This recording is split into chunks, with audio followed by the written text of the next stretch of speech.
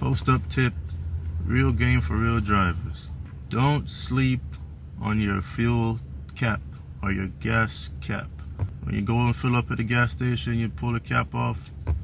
The cap, leaving your gas cap loose or not clicking it tight might not seem like a big deal, but it will mess up your ride, man. Mess up your car. A loose gas cap, it lets vapors escape or leak, which then triggers your check engine light, or you get bad fuel efficiency, and it even messes with your emission system. So whenever you go to the gas station, finish fueling up, put the cap on. Take 1 or 2 mistakes could cost you a trip to the mechanic, and that'd be a fat bill, man. Something crazy, something so simple can turn into a big headache. So after you fill up, just twist the cap until you hear it click at least 3 times. Click. It's not gonna mess your car up if you turn and hear it click. That just means it's secured and it's seated. It's locked.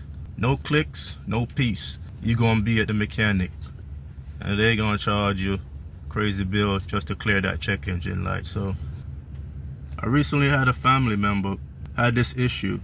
So I don't know if she went to a mechanic or the dealer or try to get I think she was going to do emissions test, and they wouldn't pass emissions, and the check engine light was on, and they told her it was a gas cap. So she went to go buy a new one, and they was charging her almost $300 just to clear a check light.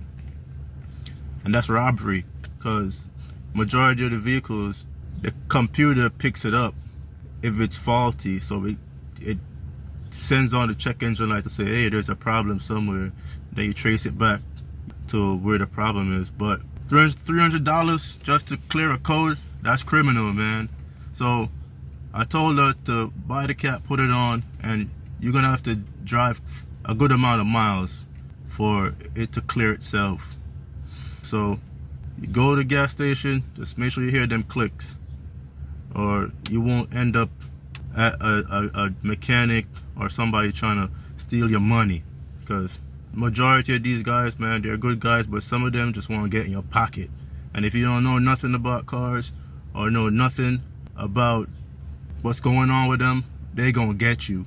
So that's just a tip. Like, don't get me wrong, if you want that check engine light cleared right away, you could pay them the money and they'll hook up a ODB2 scanner to the car and clear it right there and then. But to save yourself money, you just gotta drive 2 or 3 drive cycles. You gotta probably drive 30 miles, 20 miles, whatever, going to work every day, back and forth. And the onboard computer runs its own tests to make sure that there's no leaks, and where that problem was coming from is good now. And then it would clear it on its own. And that would save you money. But some people just don't like to see the light, and they got the money, they balling, so they'll pay it. Me, I already know, so I'll just wait.